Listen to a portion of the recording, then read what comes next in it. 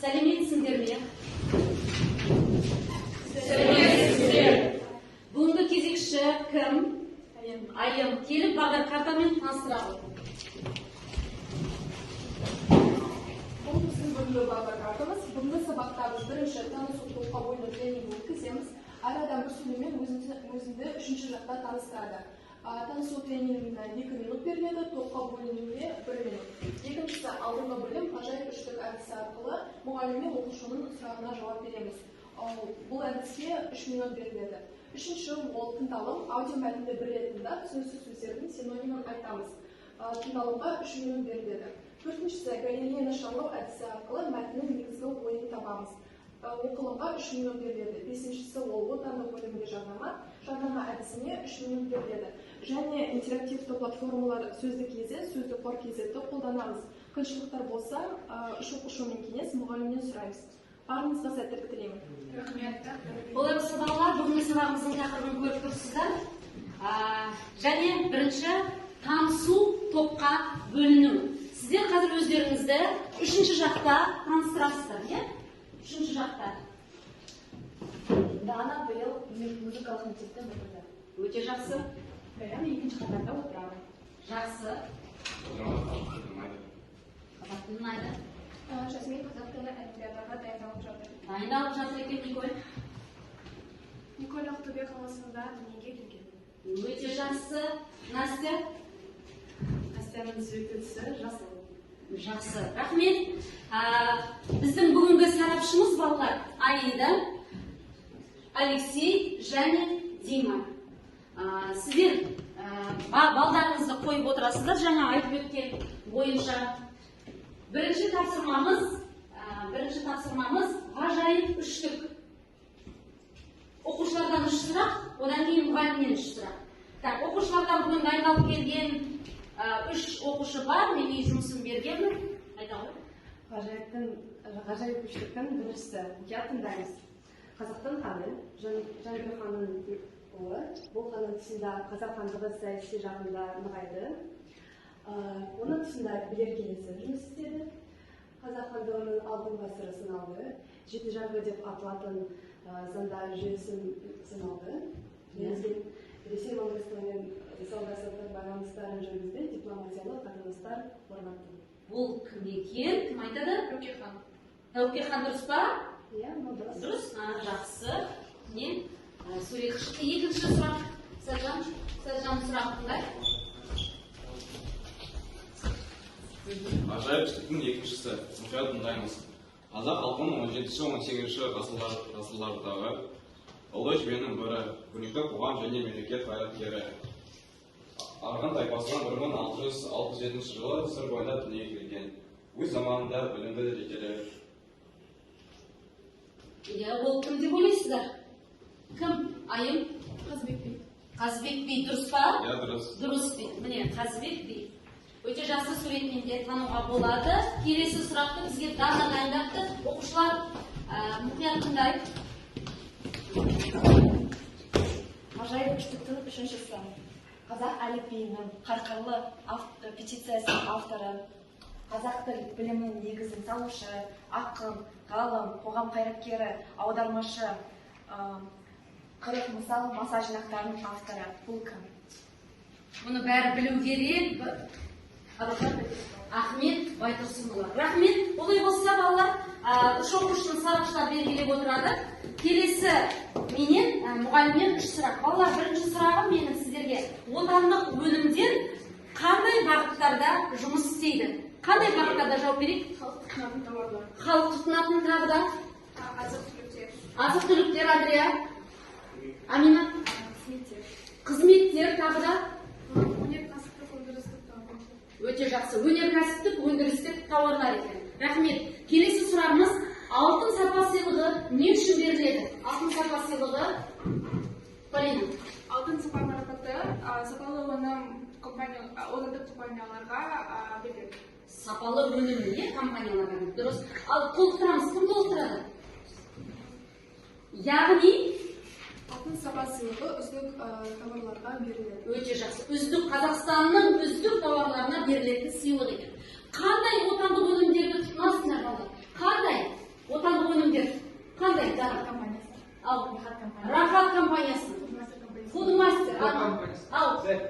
деп компаниясы. Тассай суы. Президент дұрыс айтады. Цесна. Пиала шай. Султан. Керемет. Рахмет сұрақтарыңызға. Келесі ендігі біздің тапсырмамыз аудио мәтінді мұқият тыңдайық балалар. Аудио мәтінді қазір сіздерге қосады. Түсініксіз үш сөздің синонимін және аудармасын сіздер айтыңыздар. Мысал қойыңыз. Екінші тақырып. Бірінші, екінші сабақта. Үшінші тапсырма. Бүгін біз тақыр заманында өмір сүріп отырмыз. Отандық өніміміз сатылмаса, кіріс те болмайды. Бұл талап барлық салаға тән. Өнеркәсіпке де, ауыл шаруашылығына да, бизнеске де қатысты. Нақты нәтиже болып, өнім сатылса, табыс түссе, жалақы да, әлеуметтік көмек те көтеріледі. Кіріс болмаса, түсім де болмайды. Мінсіз әрі еркін экономика шындығында мүлдем жоқ. Бірақ нарықты реттеушілер бар. Телефондарыңызды шығарып, сөздің кезек сөздің қорсайтынан жұмыс істейін отырамыз. Әрбір дамыған ел өзінің өнеркәсібін, ауыл шаруашылығын, бизнесін тікелей қолдауда. Олар шетелдік өнімдерге тыйым салуда. Қазақстан өзінің тауарларын 4%-ға, Франция 25%-ға, ал америкалықтар одан да 4%-ға қолдайды.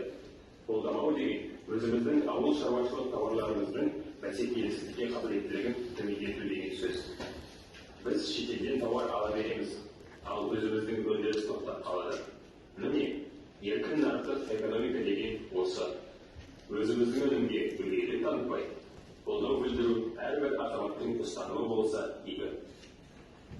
Оқушылар, тыңдап отырып, сіздер белгісіз сөздердің синонимін және аудармасын кім бірінші тапты? Түсім аудармасы доход, синонимі табыс, мүддет аудармасы интерес, синонимі қалау, жабдықтау аудармасы қамтамасыз обеспечить необходимым, синонимі қамтамасыз ету. Жақсы, рахмет, бір сөз айтсаңыз жеткілікті. Кіріс аудармасы доход, табыс. Табыс синонимі кіріс. Полина? Бәсеке, орысша конкуренция конкурентоспособный, жәнедер күндіз, Бәсеке, күндіз, жақсы. Тағы да, мына жерде, кім тапты? Сіздерде бар ма? Сіздерде? Ұстаным аудармасы принципім, синонимі капитал. Объект аудармасы жүрді, синонимі арасында. Рахмет. Ұстаным. Николь? қабілет аудармасы одаренность, синоним алғырлық. Синонимі алғырлық. Өте жақсы. Айым? Жалақы аудармасы жалование, синонимі айлық ақы. Рахмет. Тағы да қандай? Бар ма? Түсініксіз сөздер Аружан? Аудармасы идеальный. Аудармасы идеальный. Мәтінді түсіндік қой. Мәтін не туралы? Нарық, экономика, қазақстандық, отандық тауар туралы. Жақсы, рахмет. Олай болса біз аудио мәтінді тыңдадық. Түсініксіз сөздердің синонимдерін айттық. Келесі тапсырмамыз шықпас, орындамас бұрын балалар топқа бөлінейік. Ортаға келейік, тезірек қағаздардан алайық. Қағаздарды алып, әлем тобы сол жаққа, кезек тобы терезе жаққа қарай шығамыз. Әлем тобы мына жаққа отырасыздар. Кімге әлем дейсіздер? Отырғанда бәріміз қағаздарымыз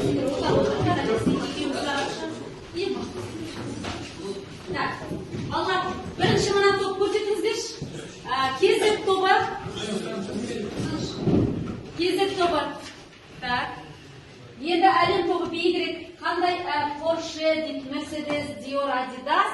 Ал қазақстандық Рахат, Мағашнан, Кублей, Тассай, Toyota, мына жаққа. Андрея, мында келіңіз. Мына бірінші партаға келіңіздерші, Андрея. Тезірек, мына жаққа.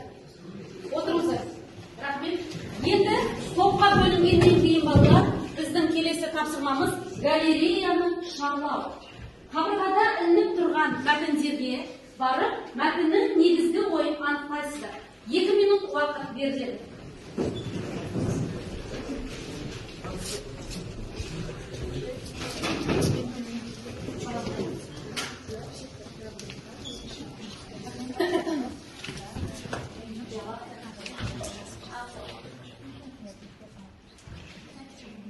айда қасынан шығып бала керек.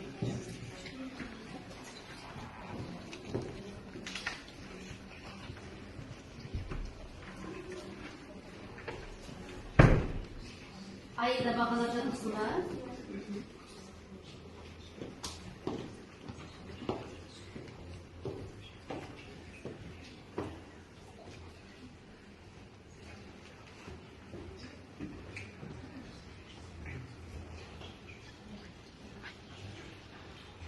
Таймерді қосып қойдық. Уақыт аяқталды. Оқушылар уақыт аяқталды. Енді кім бірінші жауап береді?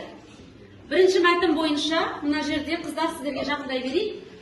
Кім айтады?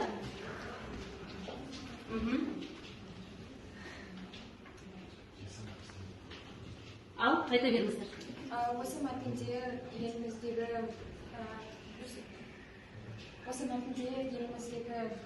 жалпы ұлттық сапамен жалпы ұлттық деңгейге шыққан жоғары сапамен сабын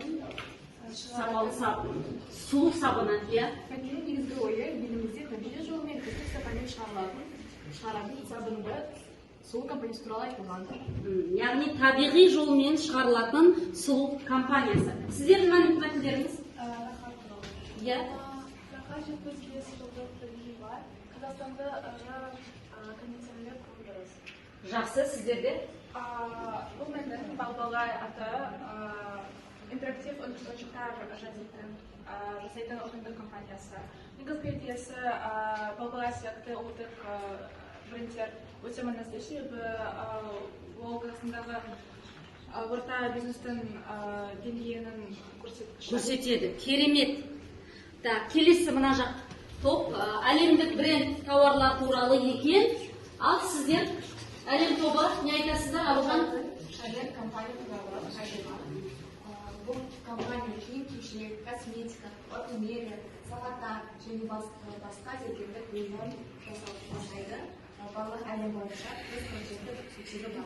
өте жақсы. Екінші Coca-Cola компания 1886 жылда 8 мамырда негізгі болған және кола әлемге танымалы и сусын пайдаланады. әлемге танымал сусын шығарады екен. Иә, бәріміз де ішеміз Coca-Cola компаниясы туралы. Келесі Арман, сіздердің топтарыңызда кім сөйлейді? Әлемнің ең ашқан жасау компаниясы, ол штаттағы террасы Жапония елінде Тойота қаласында орналасқан. Жапонияда 8 санын сәттілік келетін деп саналады, сол үшін Toyota логотипі 8 саны бар. Рахмет. 8 саны Toyota'да бар, расында да белгісінде. Рахмет сіздерге бәріңізге. Отырыңыздар. Біз енді соңғы қадам, 5-ші қадам отандық өнімге жарнама. Әр топтан, әлем тобынан және KZ тобы бір біздің отандық өнімге жарнама айтамыз. Сіздер айтпас бұрын мен сіздерге қазір жарнама көрсетейін. Дайындала беріңіздер, сіздер қандай жарнама көрсететіндеріңізді.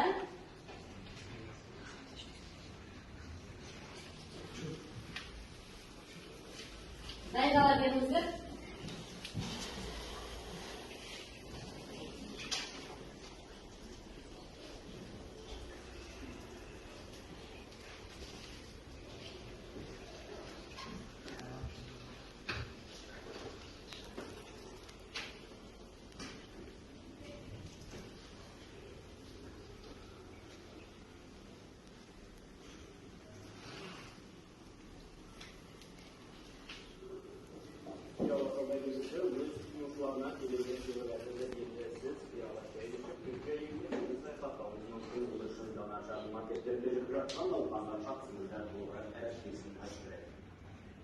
Seni muhamçarıma piyala brendinin traktör sunuşsa, o jinsilikleri yürür, dem üçün әрдайым осы şey bilgisi tangdaydı. Oylamağın жерден Piyala brendi туралы. Шалқанып, ынталандыру сыйлығын иеленді. Сайын сатып алатынмын.